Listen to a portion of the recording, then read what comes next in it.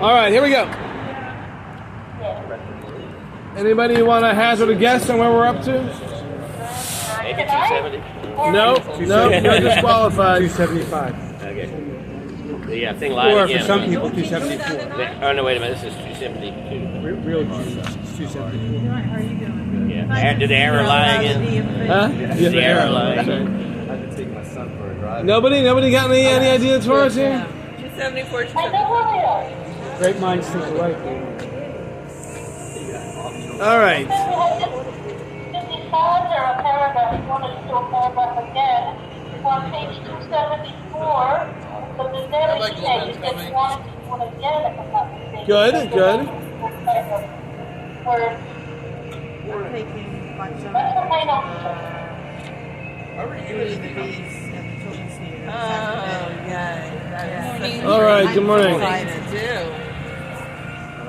And then she got invited to a birthday party for being Okay. daughter. Until 2:30. The door opens at 2:30. All right, are we ready? You can act like if I did. Okay, here we go. All right, so what we discussed previously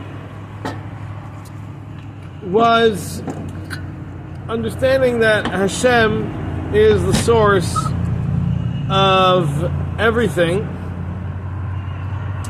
and that evil that exists in the world is part of Hashem's design, it's part of Hashem's plan, and our job is to remove that evil and replace it with goodness. And we said that there's a lot of different ways this plays out, but the bottom line that we needed to come away with was that Hashem has put problems, Hashem has put evil, Hashem has put all these different things into the world for the purpose of our growth. That's what it's there for. And the purpose of creation, as he's mentioned a few times, is for Hashem's light to be revealed, and that happens when we overcome these challenges, when we replace the evil in the world with the goodness. Now, as we learned, that has to start within. We have to first replace the evil within ourselves with goodness, and then we have to work outwardly. We have to spread that. We have to show that light to everybody else. We somehow got off on a little bit of a tangent last week. We were talking about how we need to avoid certain situations rather than confront them, and how that itself is part of the battle. Part of our struggle, part of our growth process is to learn to avoid compromising situations, because you're much better off avoiding it than confronting it, which in general is true. So certainly, Lynn, I'm sure you can tell us from an addiction perspective, when you're counseling people, you tell them rather to avoid than to confront. Is that correct? That's awesome. You have to unmute yourself. I can't hear you. You hang around a barber We shop do long enough, you're avoid gonna get a those haircut. triggers because it's not Is that about a safe reason? it's not No, about that's self. a custom Because from AA. when we get to a place with addiction where we don't have the option to use, so we avoid all of those things. But like you said before, we replace it with something else, with just coping skills. Got it. Perfect. Yes. Okay, good. So as Lynn is telling us, when you're dealing with the addiction therapy, that's part of it. That the system is designed to avoid rather than to confront. Right? You don't want to test your self-control. You'd rather just avoid the whole circumstance in the first place, so you don't have to deal with it and you don't have to try to overcome it, because, let's be honest, you failed in the past. Right? That's why you're there. So that's part of our goal in life, is that we all have to try to be that goodness, to be that light, and to overcome any darkness within ourselves.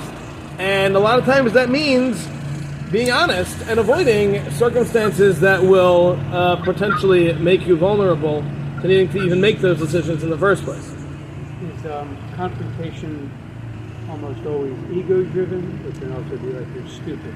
Can confrontation be ego-driven, or does that mean that a person is stupid? Or weak.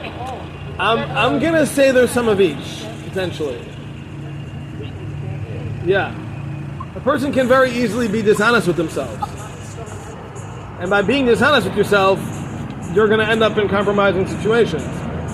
But that could be ego-driven, but that could also be simply not being aware Right. of yourself. I think there's a tremendous amount for a lot of people of just lack of awareness. Yeah. Lack of awareness.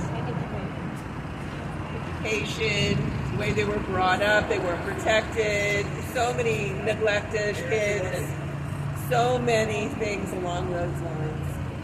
Yeah.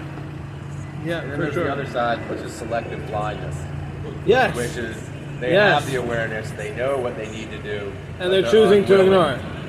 Yeah. That's the other Yeah, side. being dishonest. That's right. Yep. Okay. Okay, so... Alright, so let's start from V'hu ma she'amar hakasav. And this is what the verse states. Anybody following me? Anybody know where that is? No? It's like 4 rows down on the second paragraph, third paragraph. Here, I have a different book. Hold on, let me look. is it right there? Oh, okay, yeah, I found it. It's by the third paragraph, the halfway down the second line. All right, so we'll go one line back. Okay, B'Sheresh. Okay, so the last paragraph on 274. We'll start from there. Mine has it split up slightly differently.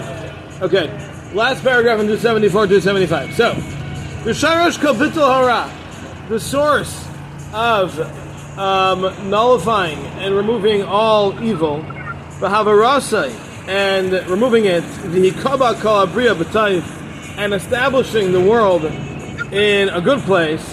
Ugiloi amitas yichudai yizbarach. This is the revelation of Hashem's oneness, Hashem's light into the world. Umash Amar Akasav, and this is what the pasuk means when it says, Ru'u ata, see now, ki ani anihu, I, it is I am him. Hashem is saying everything that you see, all of the good, all of the bad, all of the ups, all the downs, it is all me. V'kasav, and another pasuk says, L'man teidu v'ta'aminu, so you should know and you should believe. L'fanai l'noitzer el v'achrei la'yeh. Before me, there has never been created another power, and nor will there ever be after me. Why did you say after me? After me sounds like there's an end. And before me, you're okay with?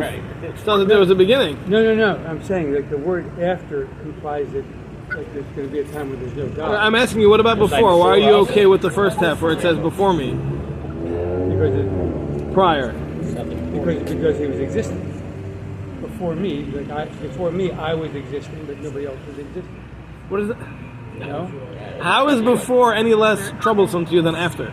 Both of them imply that there was a definitive beginning and end. No, it doesn't. Before me could mean before me, I'm sorry. I see what you mean. Okay. I retract. All right. What was I talking about? Stupidity?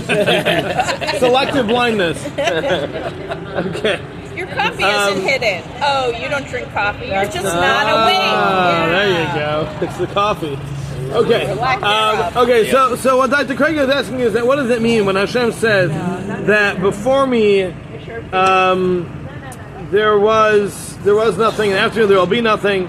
So the way the standard commentaries understand this, and again there are lots of different explanations. It's a very, very deep verse, but the standard understanding of this is that not before me, but before my creation, meaning before I began creating and after I stopped creating.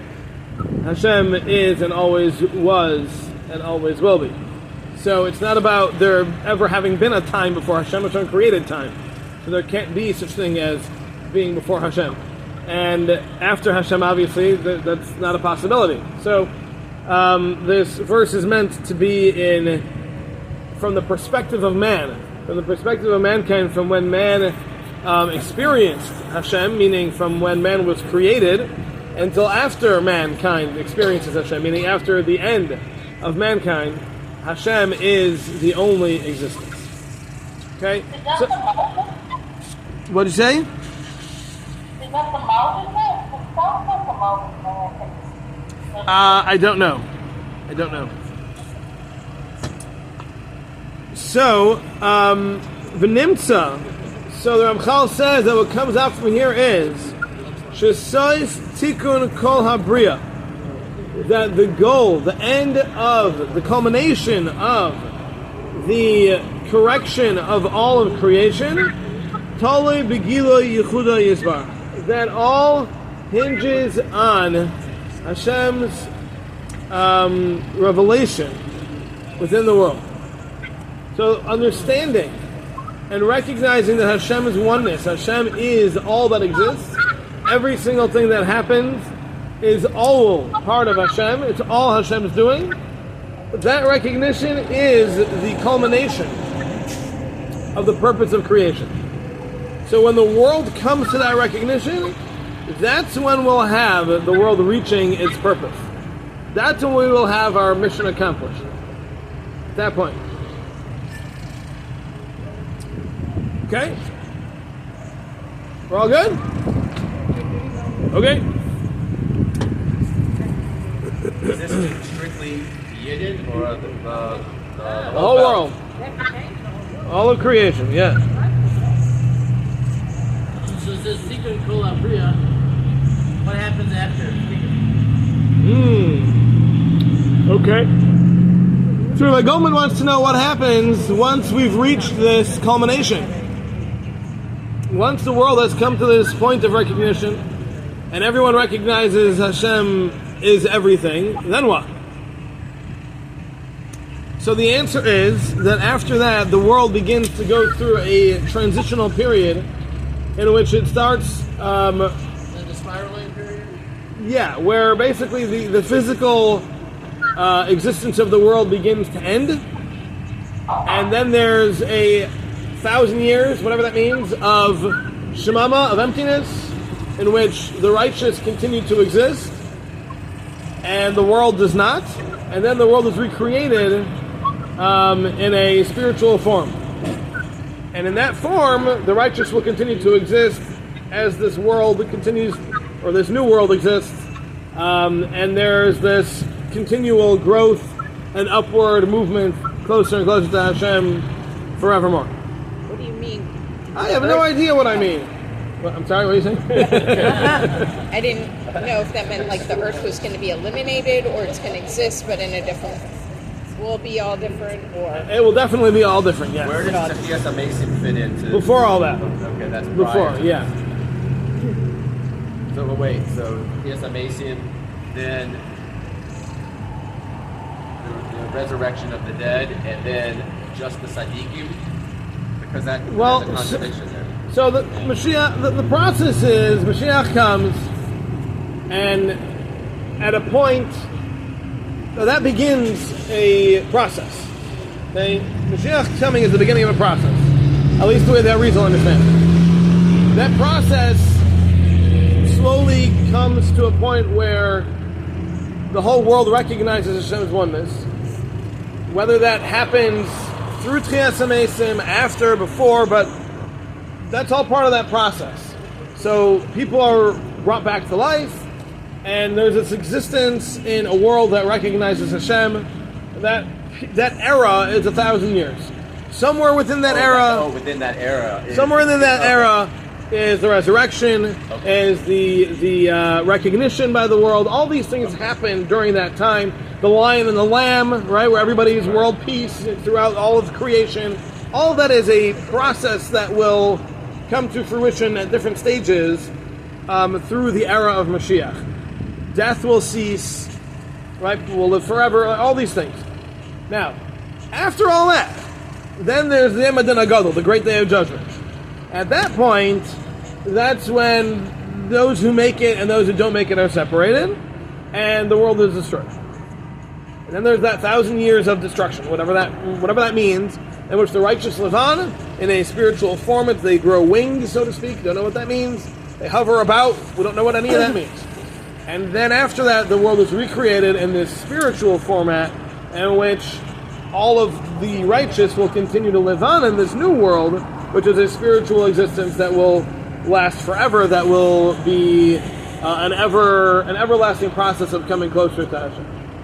Right, so if the Chias HaMesim, we're supposed to live forever, but it doesn't sound like it's actually forever because there's going to be It depends. Depends if you make the cut or not. Right, but most people, I don't say that. They don't need, right? There's the most people are in the middle. Like, Yeah. there's a tzaddik is like a very rare thing. Yeah. And a Russia is a very rare thing. Right. So most people are Beinonim. They're Right. in the middle. So knowing that we're all in the middle, we have goodness and we have negative and positive in us. How are any of us going to really make the cut? We better start working. Okay. I know we got to polish. We better start working yesterday. Polish the neshama. You're right. You got to polish your neshama. Okay.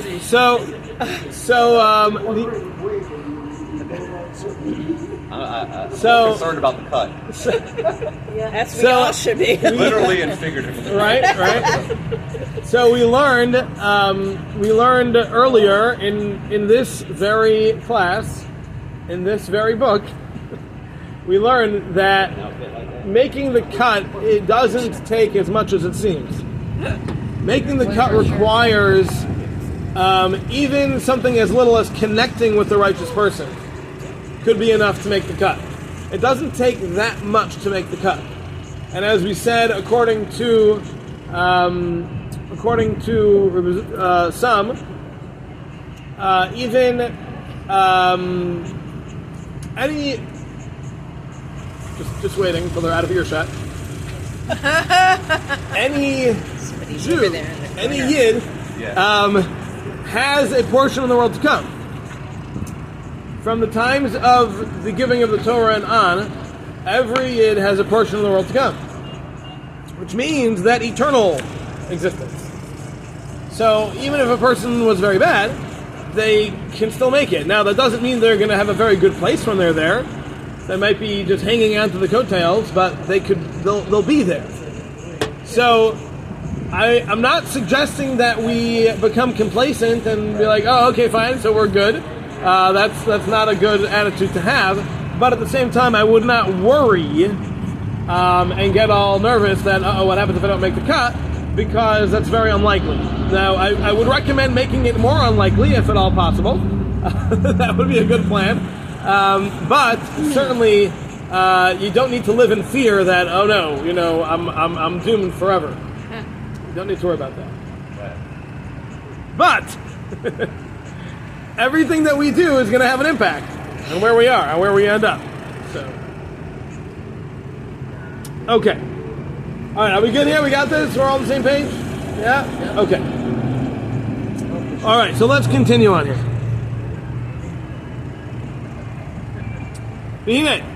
Hi. Hi.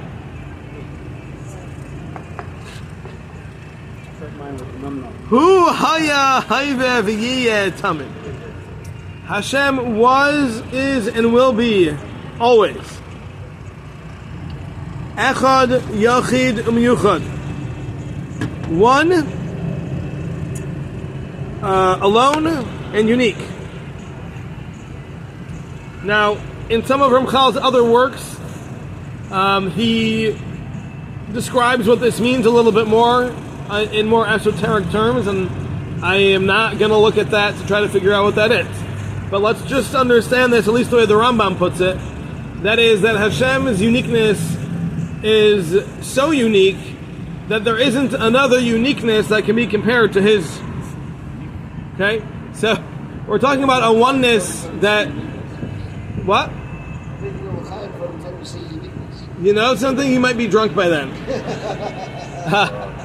So Hashem's beyond any degree of comparison. There's no way to say, yeah, you better go get a refill. Look at what they gave me today. Small. Ay. So the level of Hashem's oneness is certainly beyond our comprehension, and yet, well, all the different things that we're talking about here are all contributing factors to that. Hashem is all of existence. Hashem creates everything. Nothing can exist outside of Him. That itself is part of that uniqueness that cannot be mirrored and cannot be even compared in any way by anyone. Ella sha'achshav einay megula lakol karayim. The thing is that this truth is not revealed to everybody as of right now. Not everybody knows this. Most of us don't even understand it. But certainly the vast majority of the world doesn't even believe it. But in the future to come, it will be completely revealed to all existence. Completely revealed. Okay, so we're not talking about people will have a concept of it, people will have an understanding of it. It will be absolutely clear and obvious to everyone. Okay? So that's like an experience that we cannot fathom. Okay? K'mashu Kosov, as the pasuk says, we say this all the time. That on that day, Hashem will be one and His name will be one. What does that mean? Of course Hashem is one, His name is one even right now. What does that mean? What that means is that it will be recognized by the world. The world will come to an understanding that every single thing that exists in the world is Hashem. And there is nothing else. And that includes us. We don't always believe that as much as we say we do. When things go on, we oftentimes like to point fingers. We blame, we explain, we give rationales, why things happen, why people did things. We blame people, we blame ourselves, right? But that's not accurate. Obviously, we have free choice, and we are to blame for our choices that we make, for sure. But the things that go on, those are not because of free choice. Those are because of Hashem. Amnam, however, Yisrael, the Yidin shezachu l'tayrasai ha'amitis, that we have merited to have the truth of Hashem's Torah, yoidim ha'emes, we are aware of this truth. Hazeh, u'me'idim alav gamata, and we testify this, even today. We testify this truth. V'ine huma shamar hakasim, this is what the pasuk says. V'atem eidai ne'um Hashem. Hashem says, you are my witnesses. So what does that mean? What that means is that we, those who have been privileged to receive Hashem's Torah and this truth, we have the responsibility to be Hashem's witnesses to the world. Every one of us, we have that job. Atem Eidai, Hashem says. You are my witnesses. Under a chuppah, you may or may not notice that the rabbi who is officiating will tell the groom to designate the two witnesses for the kedusha. And what does he say to them? He says, Atem Eidai, you too, you and you are my witnesses to the exclusion of everybody else. The reason we do this is because, according to one opinion, if there are many people witnessing the same thing, they're all counted as witnesses. And if any of them are related, then the whole testimony is out the window.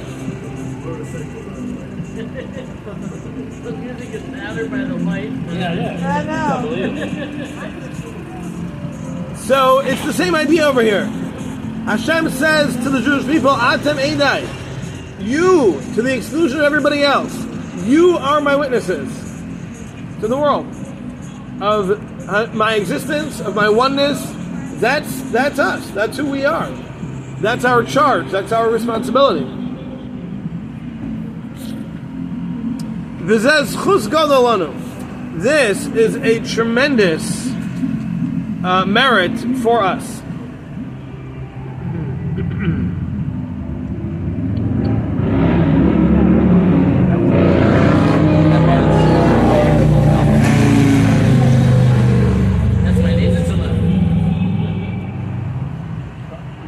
Okay. All right, are we good here? We got it? Yes? Okay. To Vahine. Hi. Oh, Brad, who are you fooling? That's right. You gotta let it melt a little bit. Then you can have an umno. There you go. That's quick. That was good. Klal hanhaga shel ha'olam hazeh. What comes out is that the entire functioning of the world mischalekes lanhagas hayom and hagas halayla is split into two parts. There is the guidance, what happens in the world during the day, and what happens at night. As we mentioned already back earlier in the third section. And what we said over there was that the time of day is the time of doing, it's the time of action, and the time of night is the time of rest, the time of inaction. We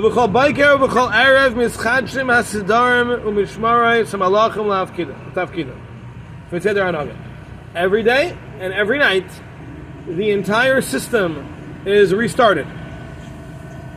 Which time zone is that? What time zone? That's Hashem's time zone. Probably your Shalim time. So it's about that. In every part of the world, it works differently. So this process that Hashem runs the world with, He's telling us now, restarts every day and every night. Now we had learned previously that it's a constant process. We had also saw that we say that Hashem re-establishes existence daily. Here he's saying it's not once a day, but it's twice a day. And it doesn't mean that it's not constant. What it means is that things shift every day and every night. There's a new troop that's put in charge, or their charge is changed, or re-administered, or whatever it is. But everything goes through a renewal every day and every night, because day and night each have their own set of everything. Each day is its own thing, and each night's its own thing. And the ulam, anachnu b'nei Yisrael nischayavnu, we, the b'nei Yisrael, are required laha'id al amitas yichudei yisbarach b'chol ha'b'chinais. We have to testify about the truth of Hashem's oneness during every circumstance. Perush meaning, be'emei b'chinas hametzius, whether we're talking about the existence, shehu levadei matzei muchach, that He Himself is the only existence that is intrinsically existent, v'chol nimtzaim, and everything that exists, mimenu heim nimtzaim, they all come from Him, ubaytzliim, and they are dependent upon Him. Be'em b'chinas hashlita, or if we're talking about Hashem's rulership, shehu levadei yisbarach hashalat hamiyuchad, that He alone is the only ruler that exists. V'ein poyel sheyifal, and there is nothing that can happen. No one, no thing, nothing at all is able to do anything. Only through the power and permission that was granted and given to that person or thing by Hashem. Or if we're talking about Hashem is running the world, Dahainu, meaning, even though the reasons for everything that happen are very deep and very extensive, there's only one source for all of it. And there's only one goal to all of it. Dahainu, and that is Hu Yisbarach Shemai, that Hashem Himself, He causes everything, Al Tachas Hashem Esamiti, all towards that same purpose and goal of truth. And again, even though this isn't revealed yet, the truth of the matter is, this is the reality. And in the end, this will all become clear and known to everyone. So, what Ramchal is doing over here is he's saying that the world is split into two sections, and that's day and night. And every one of those is new. And he says we have a responsibility to testify about Hashem's oneness. And the reason he's putting those two things together, even though they don't seem to have anything to do with each other, is because he is referencing the mitzvah that we started this whole section with a long time ago, about the mitzvah to say Shema twice a day. As we found, the only biblical daily mitzvah that we have, and that is saying Shema in the morning and saying Shema at night. What's that about? Well, the last letter of the first and last words of Shema, the last letter of Shema is Ayin, the last letter of Echad is Daled. That spells Eid. Eid means witness. Because when we say Shema, we say these words, Hashem Echad. When we say those words, Hashem Echad, what we are doing is we are testifying, Eid, we are the witnesses, that Hashem is one, and there is nothing that exists outside of Hashem. Everything is Hashem. So this recognition that the world is going to come to eventually, that's what we testify about twice a day. And that is our job. Atem Eidai, Hashem says, you're my witnesses. You have a responsibility. Every time that I'm resetting things, which is in the day and at night, every single day and every single night, your job is to testify that. Say it out loud. There's a mitzvah to say Shema out loud.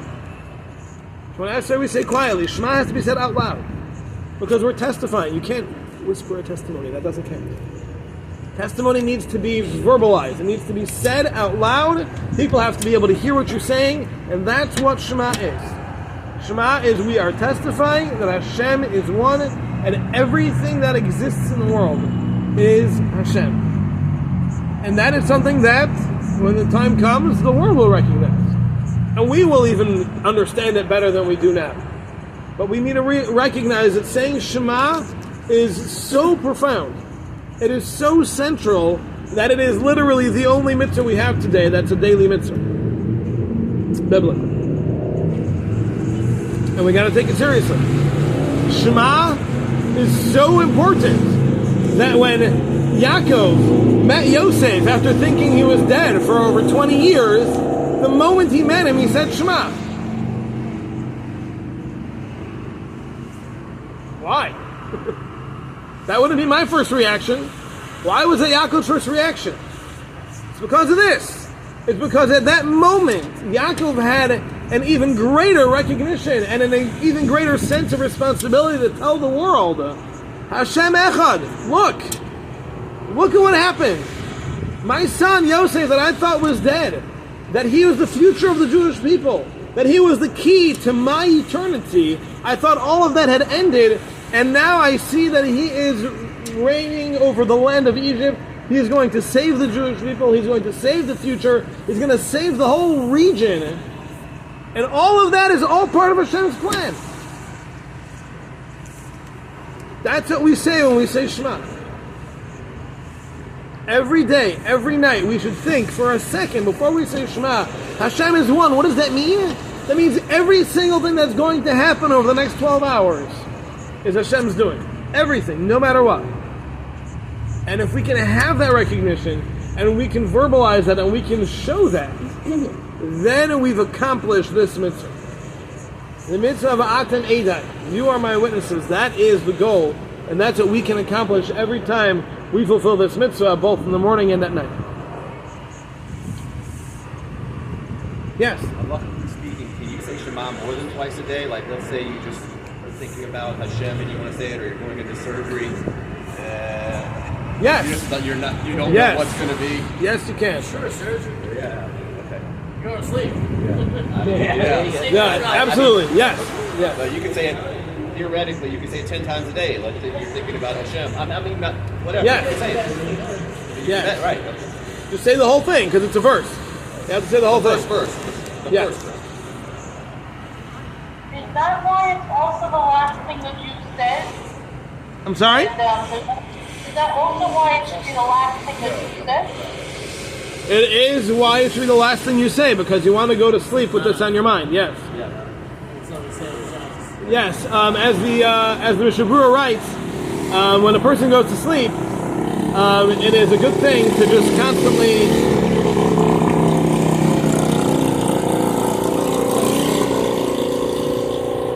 No, for something that small.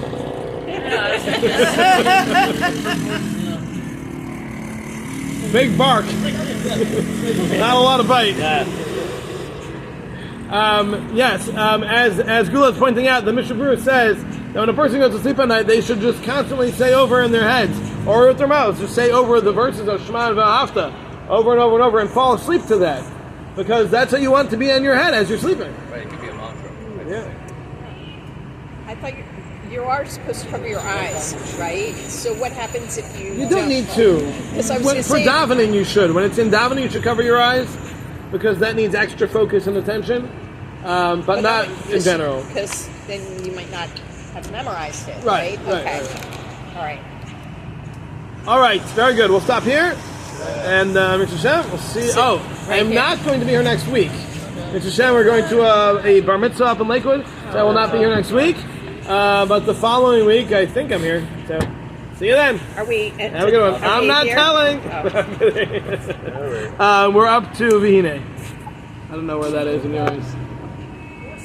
Yes, up here. Oh, up here. Yeah. Thank you. All righty. Have a good one, everybody. Thank you. I'm asking.